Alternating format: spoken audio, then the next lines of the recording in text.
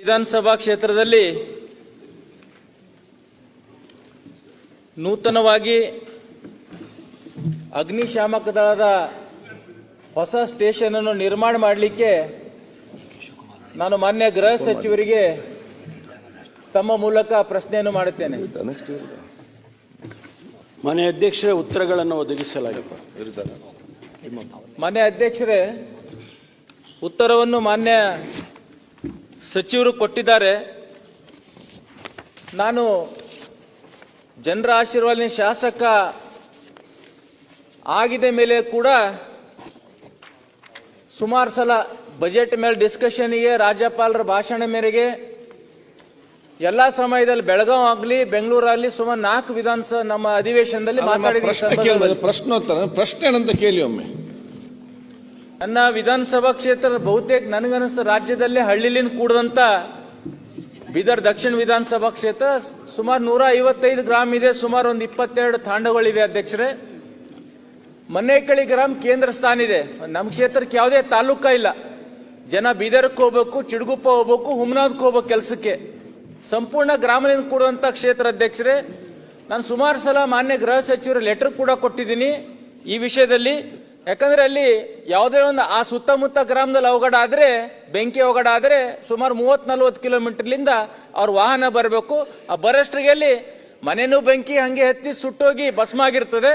ಕಬ್ಬಿನ ಮಣಿಗೆ ಉದಾಹರಣೆಗಾಗಿ ನಮ್ಮ ಕ್ಷೇತ್ರದಲ್ಲಿ ಹೊನ್ನಡ್ಡಿ ಆಗಲಿ, ಖೇಣಿ ರಂಜೋಳ ಆಗಲಿ, ಹೊಕರ್ಣ ಆಗಲಿ ಸುಮಾರು ಗ್ರಾಮದಲ್ಲಿ ಅವಘಡ ಆಗಿದ್ದಕ್ಕೆ ವೆಹಿಕಲ್ ಬರಲಿದ ಕಾರಣ ಸಾಕಷ್ಟು ನಮ್ಮ ರೈತರು ನಷ್ಟ ಅನುಭವಿಸಿದ್ದಾರೆ. ಮತ್ತೆ NH ಹೈವೇ ಮೇಲೆ ಇದೆ ಅಧ್ಯಕ್ಷರೇ, NH9 ಏನ ಮುಂಬೈಲಿಂದ ಹೈದರಾಬಾದ್ ವಾಯಾ ಪೂನಾ ಹೋಗ್ತದೆ ಅಧ್ಯಕ್ಷರೇ. ಆ ಒಂದು ಕೇಂದ್ರ ಸ್ಥಾನ ಮನ್ನೇಕಳಿ ಎಲ್ಲಿ ಬರ್ತದೆ ಅಧ್ಯಕ್ಷರೇ. ಸುಮಾರು ವೆಹಿಕಲ್ಗಳು ಬೆಂಕಿ ಎತ್ತಿ ಉದಾಹರಣೆ ಇದೆ, ಸಜೀವ ದಹನ ಆಗಿದಂತ ಉದಾಹರಣೆ ಕೂಡ ಆ ಭಾಗದಲ್ಲಿ ಇದೆ ಅಧ್ಯಕ್ಷರೇ.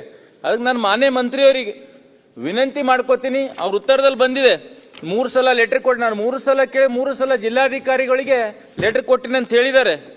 ಆದಷ್ಟು ಬೇಗ ಒಂದು ವಾಹನ, ಒಂದು 2-3 ವಾಹನರಲ್ಲಿ ನಿಂದಿರಿಸಬೇಕು. ಇಲ್ಲಾರ ವಾಹನ ಹೊಸ ಒಂದು ಕಚೇರಿ ಮಾಡಿದ್ರೆ ಆ ಭಾಗದ ಎಲ್ಲಾ ಸಮಾಜ ಜನರಿಗೆ, ಎಲ್ಲ ರೈತರಿಗೆ ಅನುಕೂಲ ಆಗ್ತಾ ಅಂತ ಹೇಳಕ್ ಇಚ್ಛಪಡ್ತೀನಿ ಅಧ್ಯಕ್ಷ. ತಮ್ಮ ಮೂಲಕ ಮಂತ್ರಿ ಕೇಳಕ್ ಇಚ್ಛಪಡ್ತೀನಿ ಸರ್. ಮಾನ್ಯ ಅಧ್ಯಕ್ಷರೇ, ಈಗಾಗಲೇ ನಾವು ರಾಜ್ಯದಲ್ಲಿ ಪ್ರತಿಯೊಂದು ತಾಲೂಕಿನಲ್ಲೂ ಕೂಡ ತಾಲೂಕು ಹೆಡ್ ಕ್ವಾರ್ಟರ್ಸ್ ಅಲ್ಲಿ ಅಗ್ನಿಶಾಮಕ ಠಾಣೆಯನ್ನು ಮಾಡ್ತೀವಿ ಅಂತ ಹೇಳಿ ಒಂದು ನಿಯಮವನ್ನು ಕೂಡ ಮಾಡಿಕೊಂಡಿದ್ದೇವೆ. ನಾವು ಅವರಿಗೆ ಕೊಡೋದಿಲ್ಲ ಅಂತ ಹೇಳಿಲ್ಲ. ನಾವು 2 ಎಕರೆ ಭೂಮಿ ಜಾಗ ಕೊಡಿ, ಅದನ್ನ ತಕ್ಷಣ ನಾವು ಅಲ್ಲಿ ಪ್ರಾರಂಭ ಮಾಡ್ತೇವೆ ಅಂತ ಹೇಳಿದ್ದೇವೆ. ನಾವು ಜಿಲ್ಲಾಧಿಕಾರಿಗಳಿಗೆ ಇಲಾಖೆ ವತಿಯಿಂದ 23ರಲ್ಲಿ 5/11/23ರಲ್ಲಿ ಪತ್ರ ಬರೆದಿದ್ದಾರೆ 2 ಎಕರೆ ಭೂಮಿ ಕೊಡಿ ಅಂತೇಳಿ. ಮತ್ತೆ ತಿರುಗಿ 21/2/24ರಲ್ಲಿ ಪತ್ರ ಬರೆದಿದ್ದಾರೆ. 30/11/24ರಲ್ಲಿ ಪತ್ರ ಬರೆದಿದ್ದಾರೆ. ಇತ್ತೀಚೆಗೆ 21 ಫೆಬ್ರವರಿಯಲ್ಲಿ ಕೂಡ 25ರಲ್ಲಿ ಬರೆದಿದ್ದಾರೆ. ಯಾವುದಕ್ಕೂ ಕೂಡ ಜಿಲ್ಲಾಧಿಕಾರಿಗಳು ರೆಸ್ಪಾಂಡ್ ಮಾಡಿಲ್ಲ. 2 ಎಕರೆ ಭೂಮಿ ಕೊಟ್ಟರೆ ತಕ್ಷಣ ನಾವು ಅಲ್ಲಿ ಪ್ರಾರಂಭ ಮಾಡ್ತೀವಿ, ಅದರಲ್ಲೇನು ಮಾಡೋದಿಲ್ಲ ಅಂತಲ್ಲ. ಯಾಕೆಂದ್ರೆ ನಮಗೆ ಕೂಡ ಬಂದಿರತಕ್ಕಂಥ ಮಾಹಿತಿ, ಕಳೆದ 5 ವರ್ಷದಲ್ಲಿ ಸುಮಾರು 15 ಕೋಟಿ ರೂಪಾಯಿಯಷ್ಟು ನಷ್ಟ ಆಗಿದೆ ಮಾನ್ಯ ಅಧ್ಯಕ್ಷರೇ. ಹಾಗಾಗಿ ಅಲ್ಲಿಗೆ ಅವಶ್ಯಕತೆ ಇದೆ ಅಂತ ನಮಗೂ ಅರ್ಥ ಆಗಿದೆ.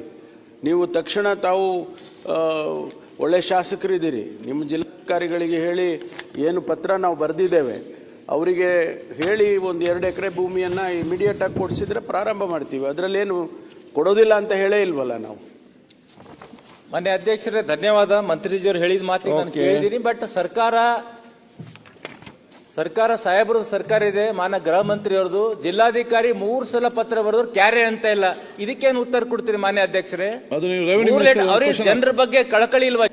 ಸುಮಾರು 15-16 ಕೋಟಿ ಲಾಸ್ ಆಯ್ತು. ಈಗ ಪ್ರಶ್ನೆ ನಿಮಗೆ ಅಗ್ನಿಶಾಮಕ ದಳ ಅಲ್ಲಿ ಬೇಕು, ಅದನ್ನು ಸಂಬಂಧಪಟ್ಟ ಮಂತ್ರಿ ಹೇಳಿದ್ದಾರೆ ನಮಗೆ ಸ್ಥಳ ಕೊಡಿ, ಅದನ್ನು ನಾನು ಇವತ್ತು ನಿಮಗೆ ಸ್ಯಾಂಕ್ಷನ್ ಮಾಡಿ ಆಯ್ತು. ಈಗ ಸ್ಥಳ ಕಡಿಮೆ ಅಲ್ಲಿ ನಿಮಗೆ ಜಿಲ್ಲಾಧಿಕಾರಿಗಳು ಅದಕ್ಕೆ ಸಂಬಂಧಪಟ್ಟ ಸಕಾರಾತ್ಮಕ ಸ್ಪಂದಿಸ್ತಾ ಇಲ್ಲ. ಸ್ಥಳಕ್ಕೆ ಸಂಬಂಧಪಟ್ಟ ಜಾಗಕ್ಕೆ ಸಂಬಂಧಪಟ್ಟಾಗ ಅಲ್ವಾ? ನಮ್ಮ ಮುಲ್ಕಿ ತಾಲೂಕು ಅದನ್ನು ನೀವು ರೆವಿನ್ಯೂ ಮಿನಿಸ್ಟರ್ಗೆ ಒಂದು ಪತ್ರ ಬರೆದು ಅವ್ರದ್ದು ಮೊದಲು ಚರ್ಚೆ ಮಾಡಿ ಅದನ್ನು ಬಗೆಹರಿಸಿ. ಸರ್ ಅಷ್ಟು ದೂರ ಹೋಗೋದು ಬೇಕಾಗಿಲ್ಲ ಸರ್. ರೆವಿನ್ಯೂ ಮಂತ್ರಿ ತನ ಜಿಲ್ಲಾಧಿಕಾರಿ ಅಲಾಟ್ ಮಾಡೋ 3 ಪತ್ರ ಸರ್ಕಾರಿ ಹೋದ್ರು ಕೂಡ ಅವರು ಅದು ಮಾತ್ರ ಜಿಲ್ಲಾಧಿಕಾರಿ ಕೆಲಸ ಮಾಡದಿದ್ದಲ್ಲಿ ವಿಷಾದವಾಗಿ ಮಾತಾಡಿದ್ರು. ಜಿಲ್ಲಾಧಿಕಾರಿ ಇದಕ್ಕೆ ಸ್ಪಂದನೆ ಮಾಡ್ತಾ ಇಲ್ಲ. ಕೆಲಸ ಮಾಡದಿದ್ದಲ್ಲಿ ಜಿಲ್ಲಾಧಿಕಾರಿ ಯಾಕೆ ಸ್ಪಂದನೆ ಮಾಡ್ತಾ ಇಲ್ಲ? ಜನರ ಬಗ್ಗೆ ಕಳಕಳಿ ಇರುವ ಜಿಲ್ಲಾಧಿಕಾರಿಗೆ ಹಾಗಾದ್ರೆ ಸರ್ ಪ್ರಶ್ನೆ ಸರ್ ಜಿಲ್ಲಾಧಿಕಾರಿಗಳಿಗೆ ಖುದ್ದಾಗಿ ಮಾತಾಡ್ತೇನೆ, ನೀವು ಮಾತಾಡಿ ಸ್ಥಳೀಯ ಶಾಸಕರಿದ್ದೀರಿ, ನಿಮ್ಮ ಜಿಲ್ಲೆಯಲ್ಲಿ ನೀವು ಆ ಜಿಲ್ಲಾಧಿಕಾರಿಗಳಿಗೆ ಹೋಗಿ ನೋಡಿ ಇಷ್ಟೊಂದು ಪತ್ರ ಬರೆದಿದ್ರು ಕೂಡ ನೀವು ಕೊಟ್ಟಿಲ್ಲ, ಕೊಡಿ ಅಂತ ಹೇಳಿ ನೀವು ಹೇಳಿ. ನಾನು ಕೂಡ ಅವ್ರಿಗೆ ಮಾತಾಡ್ತೀನಿ. 2 ಎಕರೆ ಜಮೀನು ಕೊಟ್ಟ ನಂತರ ನಾವು ಪ್ರಾರಂಭ ಮಾಡ್ತೀವಿ. ಇದು ನನಗೆ ನೋವಾಗ್ತಾ ಇದೆ ಮನಸ್ಸಿಗೆ. ಗೊತ್ತಿಲ್ಲ ನನಗೆ. ಅದು ಬಸ್ ಇದ್ದಾಗ ಹೊರಡ್ತಾ ಇದೆ, ಯಾವಾಗ ಮುಟ್ತಂಗ ಗೊತ್ತಿಲ್ಲ. ಅಲ್ಲಿ ದುಡಿ ಮುಟ್ಟಿಸ್ಬೇಕು ಅದನ್ನು.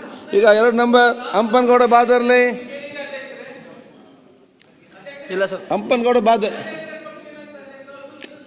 2 ಎಕರೆ 5 ಎಕರೆ ತಗೊಳ್ಳ ನಮ್ಗೆ ಟೆನ್ಷನ್. ಈಗ ಹಂಪನಗೌಡ ಬಾದರ್ಲಿ ದಯವಿಟ್ಟು ಇದಕ್ಕೆ ಮಾನ್ಯ ಗೃಹ ಮಂತ್ರಿಯವರು ಮಾತಾಡ್ತಾ ತಂಪುಲಕ್ಕ ಪತ್ರ ನಾನು ಕೂಡ ಸುಮಾರು ಸಲ ಮನವಿ ಮಾಡಿನ ಅಧ್ಯಕ್ಷರೇ. ಓಕೆ.